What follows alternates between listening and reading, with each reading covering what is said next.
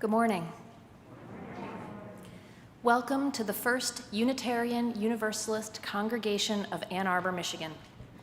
Whether you are seated here in person or joining us from afar, watching our live stream or catching the service on demand, thank you for honoring us with your time and presence. My name is Stella Anderson, and I have the honor of serving this congregation as Acting Director of Spiritual Growth and Development. I am joined on the chancel this morning by the Reverend Manish Mishra-Marzetti, our Senior Minister, the Reverend Cassandra Hartley, our Executive Minister, the Reverend Theresa Rohlck, the Director of the Chalice Bells and our Congregational Chaplain, and Carter Smith, our Acting Director of Music Ministries. With us also is Allison Halerz, our Pianist-in-Residence, and Mike Halerz, our Technology Consultant. How remarkable that our community has been coming together to fight for peace and justice since 1865, standing strong in the face of fierce headwinds and always leading with love. Perhaps you're here for the first time this morning, pondering whether this might become your spiritual home. Or maybe you've been active at the First UU for years or even decades. We welcome all of you with love and gratitude.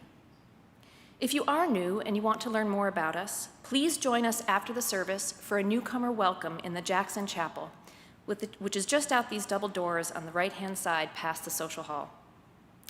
This is a wonderful chance to meet other congregants and staff, ask questions, and make connections.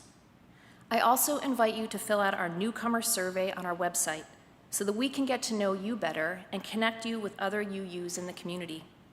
You can find the survey at uuaa.org/newcomer survey. Before we move more deeply into our shared time together, a few important announcements. I hope all of you have had a chance to read the Capital campaign letter that went out this week with our plans for a carbon neutral and sustainable future for the UUAA. Please give generously so that we can make our vision a reality.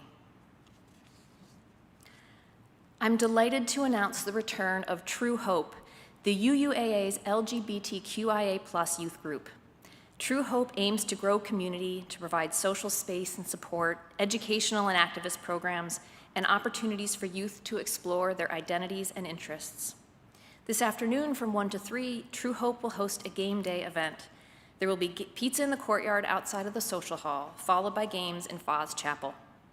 A big thank you to Holly Faris and JJ McKillop for reviving this wonderful group and for their tireless advocacy on behalf of the LGBTQIA+ community here at the UUAA and beyond.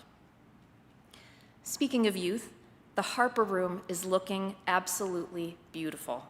Thank you to everyone that donated furniture and decor. YRUU is looking for one last item, a bookshelf for their tiny library. If you have an item that you think might be perfect, please email me at stella@uuaa.org. And finally, a quick reminder that next weekend marks the beginning of daylight savings time, so be sure to set your clocks forward 1 hour. As much as losing that hour can sting, it also brings us an hour closer to spring.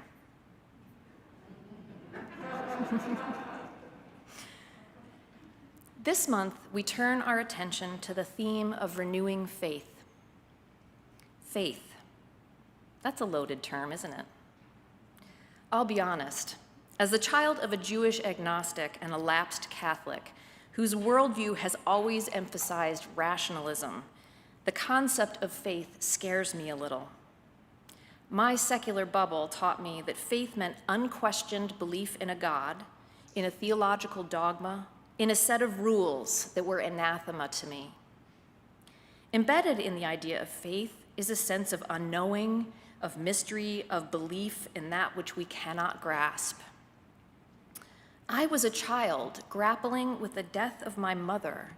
How could I process the idea that somehow it was meant to be, that her pain and my pain had some larger purpose?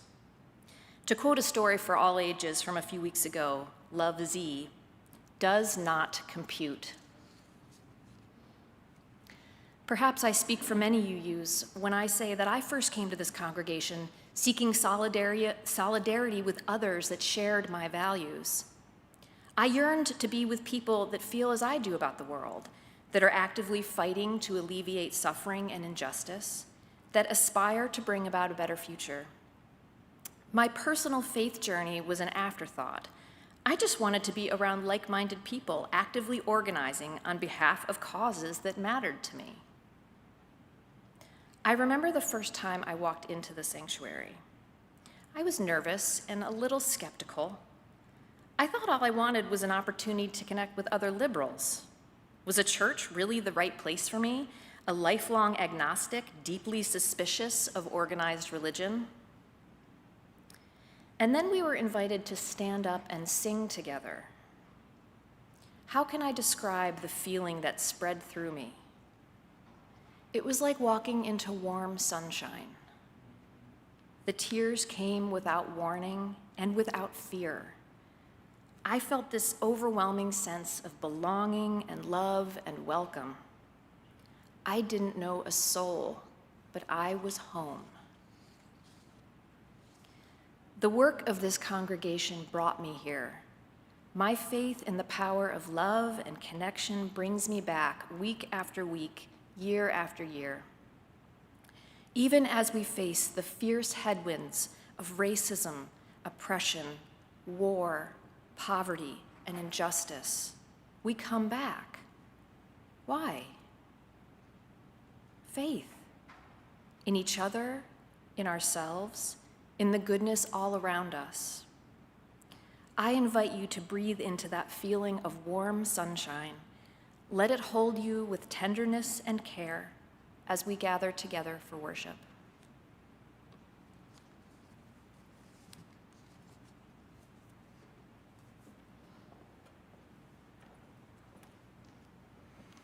Good morning. When we gather, we often light a chalice. We do that here on Sunday mornings, but we also do it at the beginning of our music rehearsals and of our staff meetings and board meetings. You might do it at home before meals or at other occasions. We do this to remind ourselves that we are bringing our best selves to the moment, to the time that we are gathered together. And today, I'm going to invite Glenn Keim, who is joining us on live stream, to light the chalice for us. And while he's doing that there, I'm inviting Reverend Cassie to come and do it here in this space. If you have a chalice at home and you want to grab that now and light along with us, that would be lovely. And so together, let's say our words. We light this chalice for the light of truth. We light this chalice for the warmth of love. We light this chalice for the energy of action. We light this chalice for the harmony of peace. Thank you, Cassie, and thank you, Glenn. Another thing we do when we gather together is to say the words of our covenant. And the covenant binds us together. It reminds us of how to be in relationship with each other. So let's say together our covenant words. The spirit of this church is love, and service is its law. This is our covenant with each other, to dwell together in peace, to search for truth in love, and to help one another.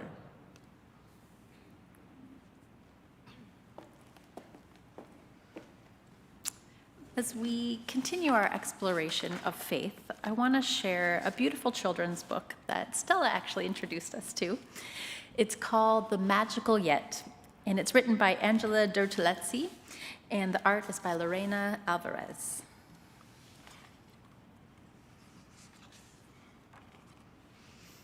There are days when your dreams haven't come true, or you're upset by the things you can't do. If you've lost or failed or cried just a bit, you're tired of waiting, ready to quit.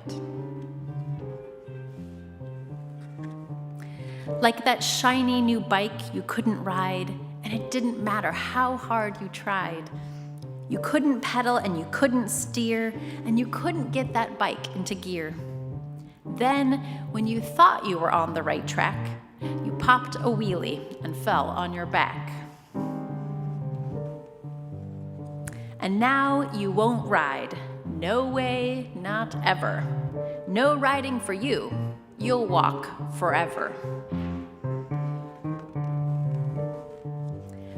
But don't give up now. There's a major game changer, a most amazing thought rearranger, someone to show you how good you can get. Now introducing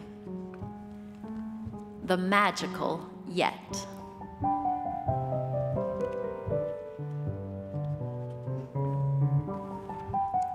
With this Yet's magic, you can begin to see that you're going beyond where you've been.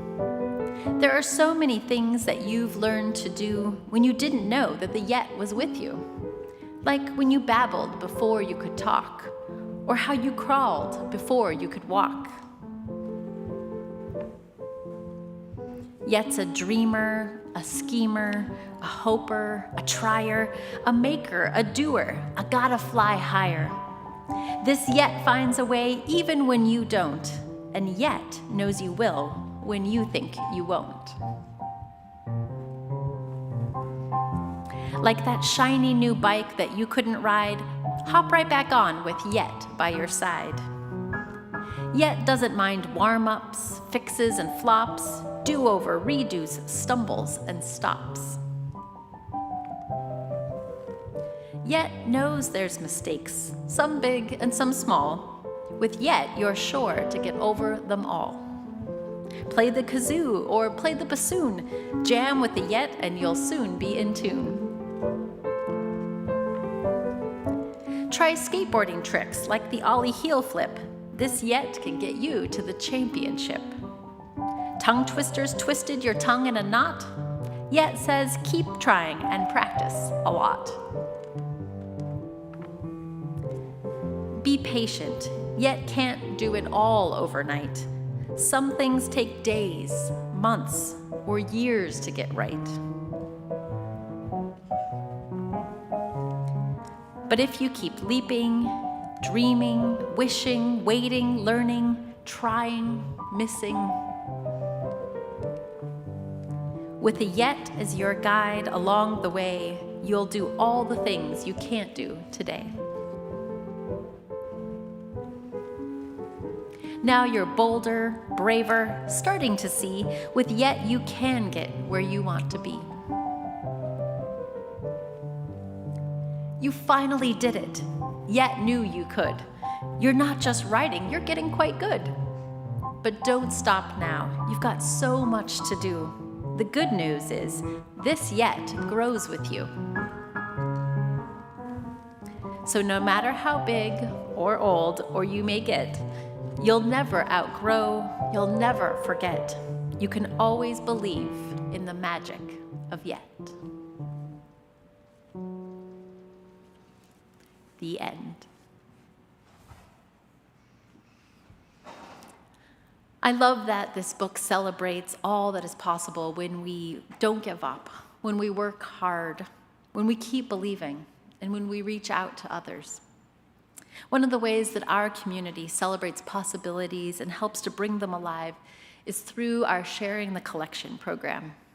Each month, we partner with a local organization that is putting our shared values into action in the wider community, and we offer them our financial support. This month, our recipient is Habitat for Humanity, an incredible partner that is working for safe and affordable housing for all. So please join me in welcoming Mike Muha, co-chair of Habitat for Humanity of Huron Valley and a member and friend of our UUAA community. Thank you, Mike.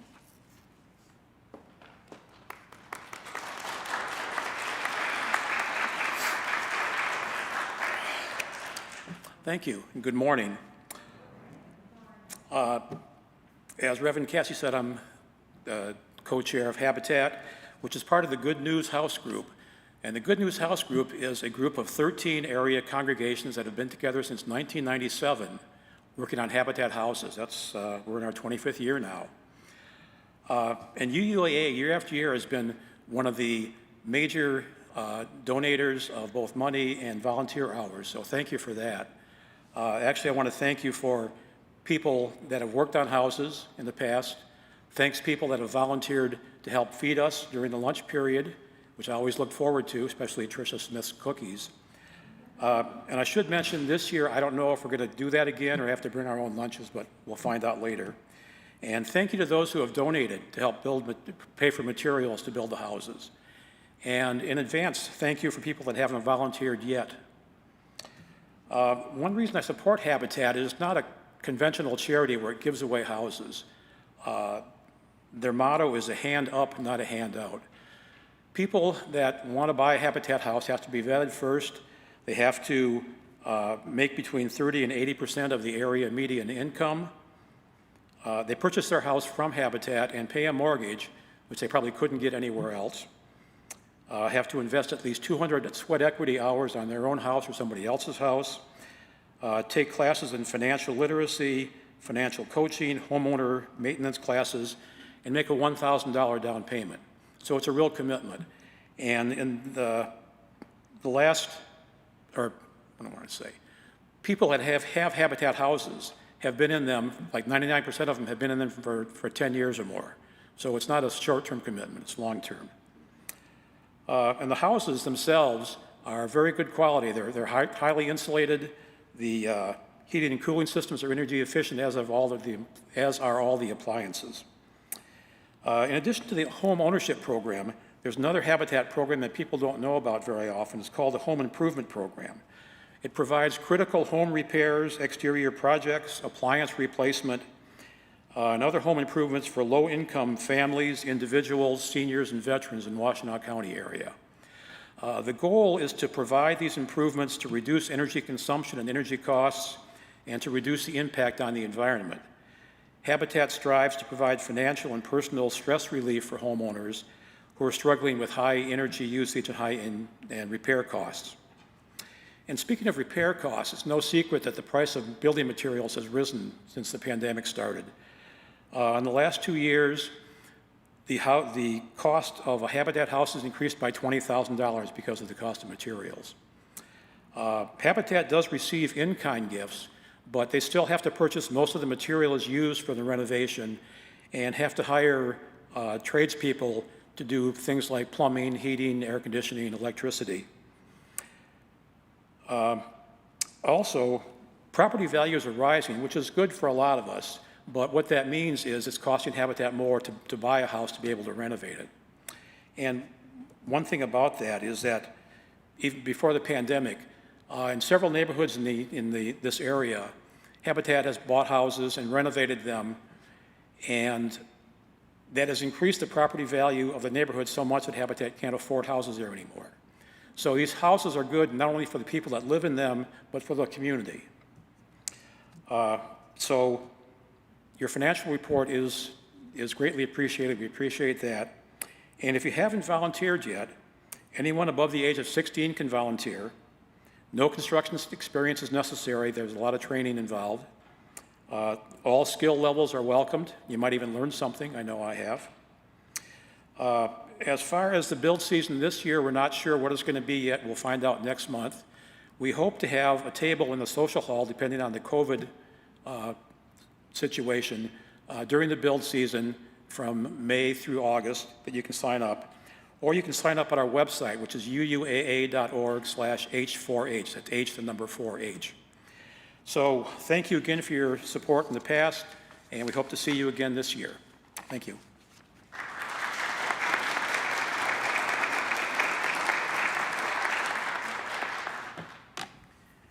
Thank you so much, Mike.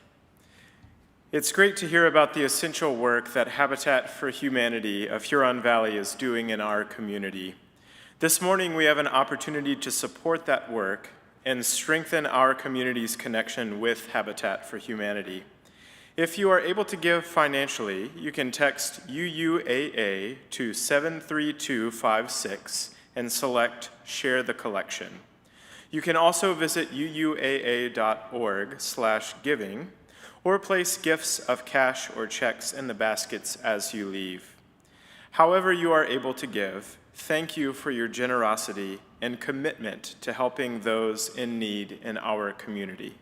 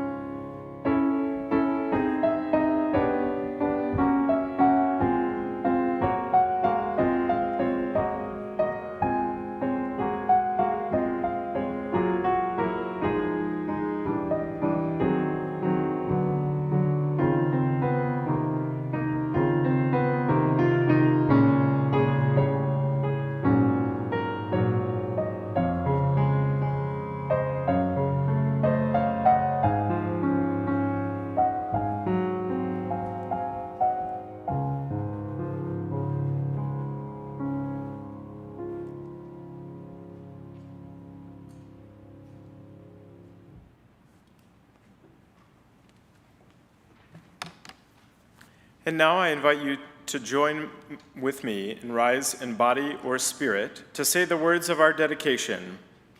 Together let us say, to the work of this congregation, which is weaving a tapestry of love and action, we dedicate our lives and these our offerings.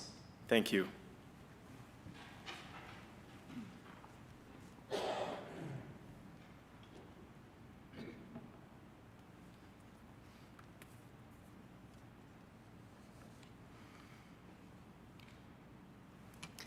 Let us settle now into a time of stillness and feel our collective hearts beating together across time zones, across a multitude of locations. Settle into a time of stillness in whatever way is comfortable for your body and for your breath. The words of the hymn, "Abide with Me," will lead us into our time of meditation. And after some time of holding intentional silence, music will lead you out of the meditation. "Abide with Me" was written in the late summer of 1847 by the Englishman Henry F. Lyte, who was reflecting on his own mortality. He died from tuberculosis a few months later in November. 3 of the 8 verses he wrote appear in our hymnal. The first verse reads, "Abide with me, Fast falls the eventide. The darkness deepens, still with me abide.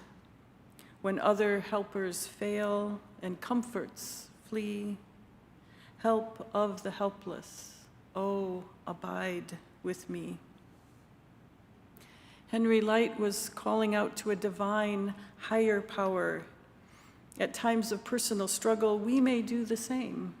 We may also call out for companionship, help, and support from those around us. No matter how strong we think we are, it's natural to ask someone to abide with us, to stay with, be present, to be of comfort when we feel helpless. Children call out for parents or caregivers. Elder parents call out to children. Lovers call out to each other. The second verse reads, "Swift to its close ebbs out life's little day. Earth's joys grow dim, its glories pass away. Change and decay in all around I see. O thou who changes not, abide with me." In the world around us, especially in times of trouble, hardship, uncertainty, war, even at end of life, we may search for something or someone that changes not, something that is solid and consistent, unwavering and present, something that anchors us in the midst of chaos around us. Perhaps your faith, like Henry Light, is in some kind of higher power, God. Perhaps your faith is in the intellect and reason of humans. Perhaps it is in one solid tree whose roots offer stability. The third verse, "I fear no foe with thee at hand to bless. Ills have no weight, and tears no bitterness. Where is death's sting? Where, grave, thy victory? I triumph still if thou abide by me." There's a sense of reassurance in this verse. Every day, every moment, something dies, literally or metaphorically. Every day there is change. But in the company of that steadfast presence, we can go on, not fearing and not alone. Let's enter our time of meditation now with these questions. To whom do you call out for help when you feel helpless? Who or what changes not? Who or what abides with you?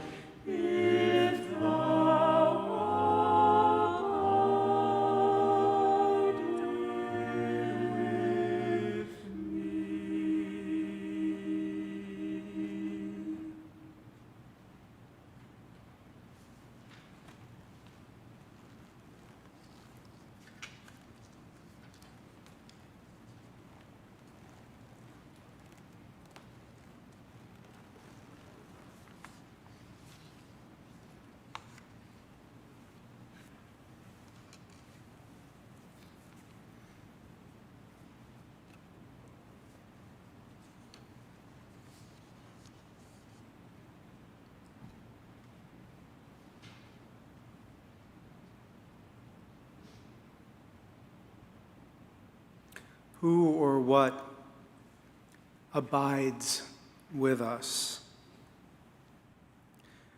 A question that points us towards deep, powerful questions about our relationship to the universe, to all that exists, to ourselves, to one another as human beings. What does it mean to be human and in connection and relationship with one another, with the world we live in, the planet, the cosmos? These are big and deep and critical questions that appear, a contemporary, now retired contemporary of our minister emeritus, Ken Pfeiffer, a colleague of his named Richard Gilbert, who was senior minister for many years in not terribly far away, Rochester, New York. Richard Gilbert calls the answers to those questions, these really big defining questions of what it means to be human, what's the purpose of our humanity, he calls the answers to those questions theology. They are answers to ultimate questions of meaning and purpose and relationship. I'm going to come back and I want to share more with you about Richard Gilbert in just a bit. These questions of faith, if you will, they're often informed in our lives. We arrive at pieces of the answers to these big questions, often even early, in the earliest years of our life, without even realizing that we are being so influenced and so touched. I don't have a lot of memories as I get older from my earliest years, but I have some, and some of them are vivid, incredibly vivid even now. And one of them was at the age of about 3.5 years old. My mom is pregnant with what will be my future sibling. And she was sharing something along the lines with me of having one male-identified child in the family. So wouldn't it be great to have a female-identified child in the family? Have for you, Manish, to have a sister. And of course I'm 3, so I'm just thinking, yeah, I kind of want a peer, a playmate. Like magically just formed a buddy. So I say, no. I want a brother, thinking it's going to be a magical buddy, the same age as me that just appears. And so I prayed fervently. I said, I'm going to pray for our baby brother. And I prayed fervently. Guess what? It happened. I had a little brother. It worked. Like magic. But for a 3-year-old, it was, right? It was. And so some piece of that stayed in my consciousness that, oh, this can work. There's something to this. The universe works this way. And in my teenage years, fast forward, I'm struggling with the recognition that I'm gay. In a cultural context, a family context, in which this was not okay or an option, really. And so I became a 16, 17-year-old. I don't know many contemporary 16, 17-year-olds who were like me at this point in time, but I was devout. I mean, I kept a weekly fast. I went to temple every week. I engaged in almsgiving and charitable deeds. I was doing all the checklisty things, praying. I was fervent and devout, and I was going to pray the gay away. And I prayed not for weeks, for months and months and months to pray the gay away, so devoutly and earnestly. And it didn't happen. So I was angry. Because if you could give me a baby brother, which ultimately wasn't as big of a deal, sister would have been fine, but like this is deep. You can't help me on this? Then you, whatever that is, you must not exist. And I was angry and hurt and so confused and unsure about what to do. So I rejected all of those ideas and notions of faith as meaningless and made up. And some time later, I find myself in my 20s, mid to late 20s, and I'm newly discovering Unitarian Universalism about a quarter of a century ago. So excited by who we are and the possibilities that our tradition represents. Brand spanking new, my first month at All Souls in DC, one of our flagship national churches. And in my first month there, I get asked, you should preach. I just kind of walked in the door, but okay. Well, then the next part was, and you should preach about Hinduism. I'm thinking to myself, why? Like, I thought I was moving away from that. I left that. I was doing the spiritual but not religious thing because I couldn't find the answers I needed for my life in what I knew of the Hindu tradition at that point in time. Why? But I didn't even have the heart to ask anybody why, because I was so new, and I felt so honored. It was such a big deal to be invited to preach that I was just like, okay, I guess I'll preach about Hinduism. And then I had to, and it was good. It was one of the best things that could have happened to me. Because what I had to do, what the situation and the circumstances forced and required me to do, was a really deep dive. I had to do my own work. Okay, was everything about Hinduism horrible? There was a lot of stuff I don't agree with, still don't agree with. But you know, I do now call myself a liberal, progressive Hindu. And what does that mean? Like, what are the messages? What are the teachings in Hinduism that one could consider liberal and progressive that I might want to share with other Unitarian Universalists? I had to do that work pretty much all on my own, but I'm really glad. I'm really glad that circumstances pushed me to do that. And I was able to engage in this process that was highly creative and syncretic. Because what I had to do is discover those parts of Hinduism, look at them from the lens of Unitarian Universalism. Okay, does it all cohere? Does it all make sense? And it did, once I did that work. And then I got to share it in community with others. It was my magical yet moment. There was more that was possible that I was waiting to find my way toward, and the circumstances in my newness in Unitarian Universalism pushed me towards doing exactly that. Claiming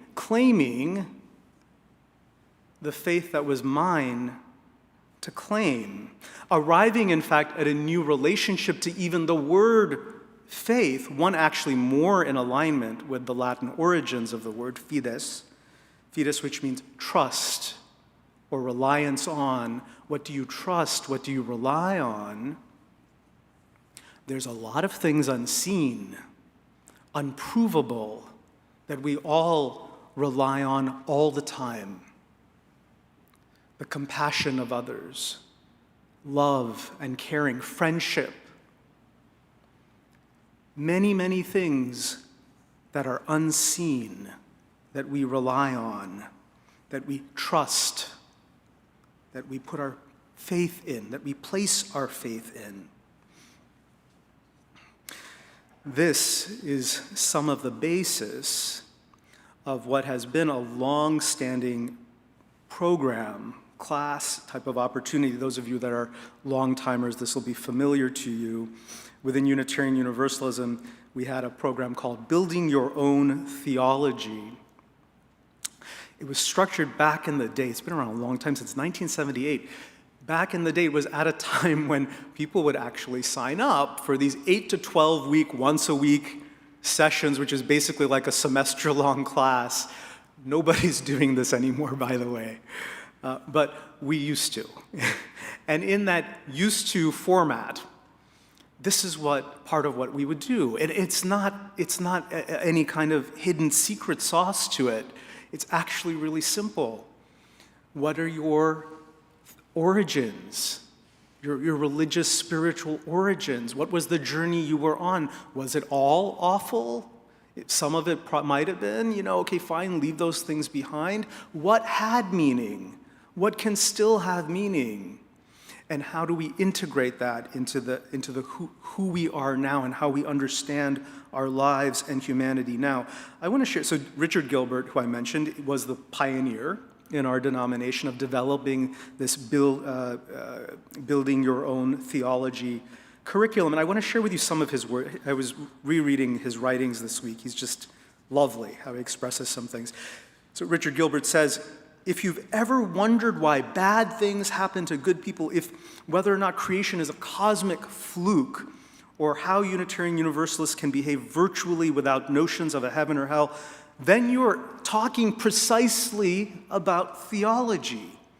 Somehow we have it in our heads that it is un-Unitarian Universalist to do theology because that is what the Orthodox do. And we are, if truth be known, heretics. By the way, you've heard me share this in previous sermons. We Unitarian Universalists love being called heretical. We relish it. Gilbert goes on, heresy, while commonly understood as a deviation from Orthodox belief, the original meaning of heresy, originally the word meant choice. A heretic is one who both dissents and chooses. So not just the dissent, the rejection of the tearing down, the pushing away of what does not work. The choosing is the building. Here's what I am choosing. Here's what I'm creating. Here's what I'm nurturing. Here's what I'm saying yes to. It is both.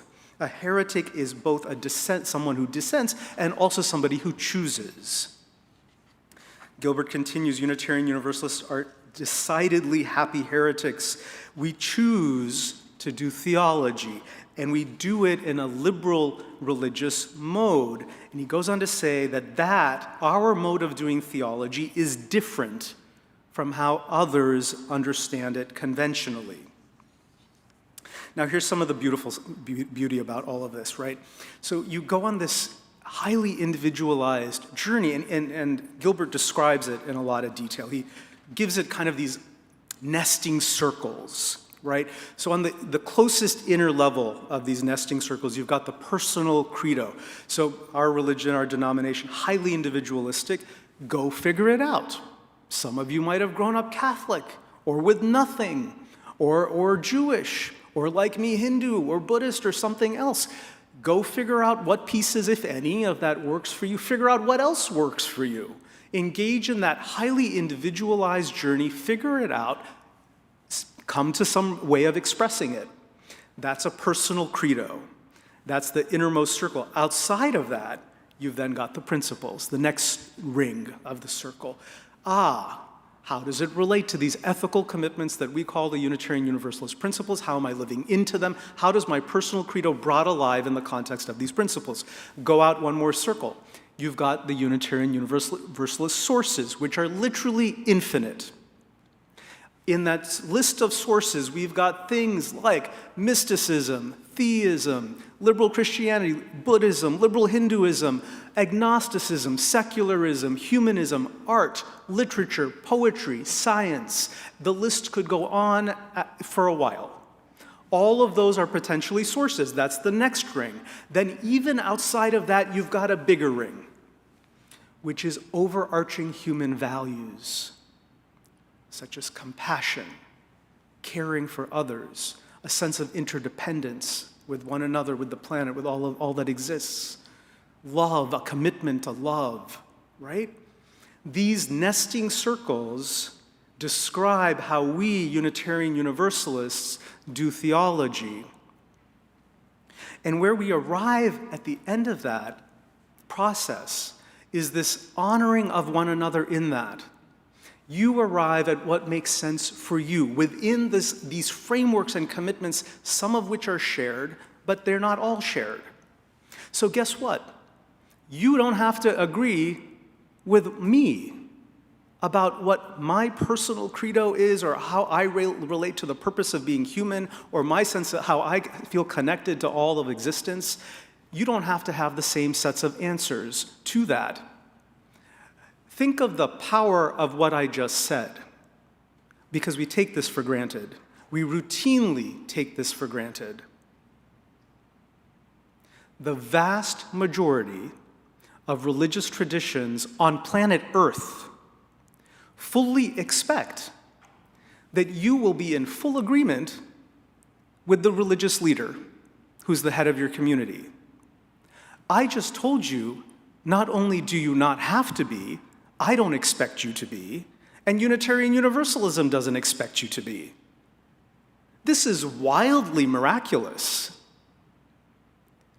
Our forebears fought for this. They were oppressed. Some died for this level of freedom, where you get to honor the dignity and the reality and the experience of your journey. I get to honor mine. And guess what? When we come together in community, it is not for the purpose of debating and questioning each other's experience and hard-fought life wisdom. We get to be present to it, though. When we choose to share it with one another, we get to be present to it as a gift that is freely offered. Wow, look, that person had a very different journey than me.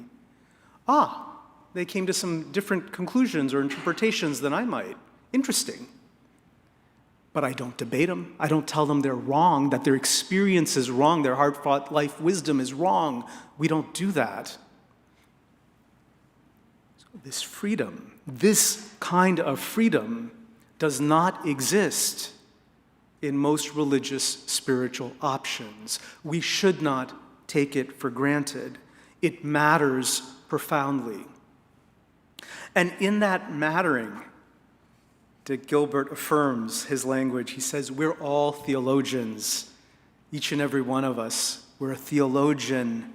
We all ponder life's great questions and great issues, and we come to answers on those great questions and great issues. Now, this beautiful faith that we're a part of, this faith of the free, this faith that inherently, intrinsically embodies the value of freedom. It is a value, it is a freedom that I've mentioned. We do take it for granted at times. I'd like us to pay attention to that, not to not take it for granted, especially not in the world we live in. We should not take it for granted. Side by side with the not taking it for granted, I would invite us to hold as powerfully. What are we leveraging that freedom for? This immense gift that has been bequeathed to us, that the vast majority of people who are engaged in spiritual, religious enterprises and communities do not have access to this level of freedom. What are we leveraging this immense gift for? There's a dilemma we're living in the midst of.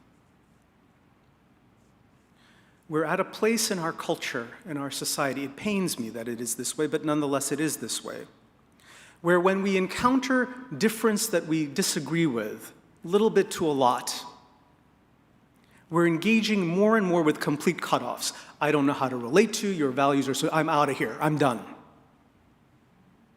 Complete cutoffs. And what that means is that we are not figuring out how to navigate difference at the level of culture and society. We're not figuring out how to navigate, find compromise, how to mediate the bigger questions that are before us as a people. And because of that, there is this profound frustration and anxiety and uncertainty that doesn't have a channel for outlet. So what do we do when we're holding frustration and there isn't an obvious, healthy outlet for it? Well, some of us who are in marriages or partnerships or relationships of various kinds, we know what happens. You direct it at the people that are closest to you. You don't mean to. You know you don't mean to. You know it's sideways. It's something coming out sideways that doesn't need to come out that way. We know this when it happens. We'll often go back and apologize and but it happens. And what we're caught in the midst of, locally. We see this in our community. We see this broadly in other areas of our life as well. It's happening everywhere.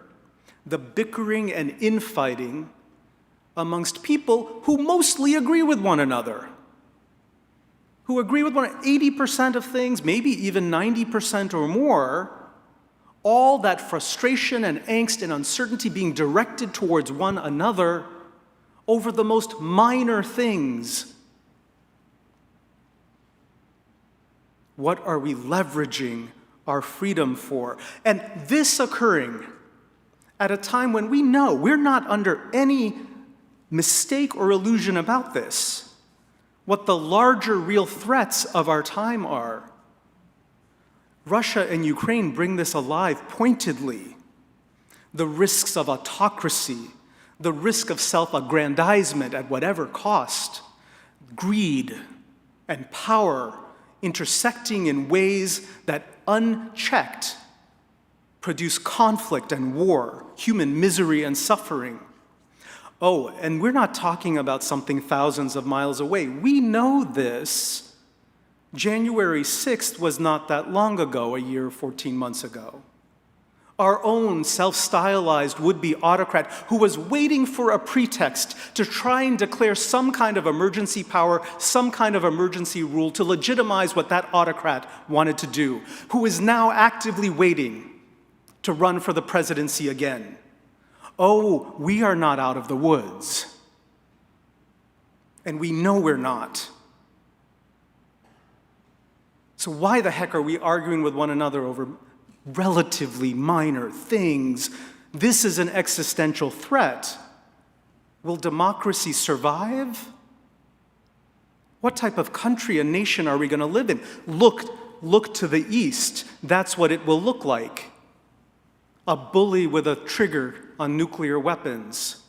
An autocrat who only cares about himself. The example exists right now of what that will look like. And while we struggle with that, I surprise myself. I've become a climate prepper without even realizing I'm a climate prepper. As the seasons are changing, I've almost got a checklist in my head now. Have the trees been trimmed and are they cabled? So we have to make sure a limb doesn't crash through the roof and destroy our house. And what about flooding? How are we set for that? And by the way, the next time the power goes out for a week, what's our emergency preparedness plan? No, there is not the local or state or fed, because nobody's really doing anything effective to stop or turn around any of these things. So what is my family's emergency preparedness plan for when the power goes out for a week again? The cost of figuring out what to do about environmental devastation, I'm now figuring, as are you, as are each of us. This is happening everywhere. Without any conversation, we've become climate preppers because there is no apparent solution to the problem. These are the real existential threats that are worthy of our freedom, that are worthy of our limited time and energy and capacity. Those things are not infinite. So be mindful of the rabbit holes. They will often appear with people baiting you into arguments where they want to establish that they are right and you are wrong. Watch how you get baited. Watch for the rabbit holes. Do an internal assessment. What am I focusing? Am I giving my time and energy, my capacity, my valuable capacity, to the real questions at hand, to the real needs of our time? Or am I getting dragged into a rabbit hole because the hook of ego of wanting to be right, oh my God, it's so strong. We can let go of that. You know how to let go of that. Look how diverse we are, all coming together. Some of us Buddhist, Hindu, humanist, mystic, agnostic, secular, scientist, artist. We know how not to have to convince one another of anything. Let's be more you. let's not lose sight of the really big needs of our time, for they need us. They need our focus. They need every ounce of our energy and capacity. Hold on to what you know is true and what our world and the little ones around us, our children, grandchildren, nieces, nephews, godchildren, what they need for the world that they will be living into. May it be so.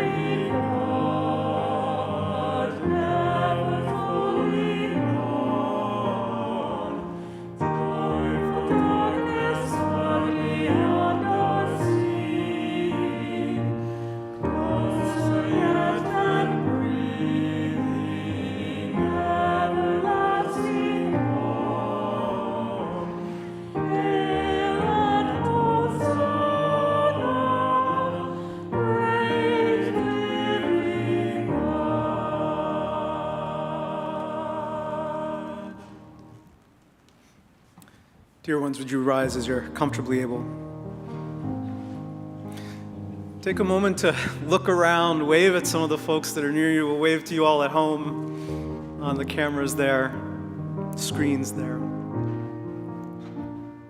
These are your co-religionists, your extended family members, those who are on this journey that we've been gifted by Unitarian Universalism, this immense freedom. Go and enjoy it. Bring many names to your own figuring out of who you are and what your answers to these important questions of humanness may be and continue to be as they evolve and grow and change. Do so. Do so. There's a joy and a creativity in that. Do that. Don't get lost in it. We live in a time of immense need. We're not confused about what those needs are. We at times don't know what to do. That's different, but we're not confused about what the actual issues are and the needs are. Don't get caught in the rabbit holes. The more we get caught, the less there is to give to what really matters, the issues that really matter. Preserve your energy, preserve your fight, preserve what you give your time to in service to building the world we need and the future needs from us. Go in love and peace until we are together again.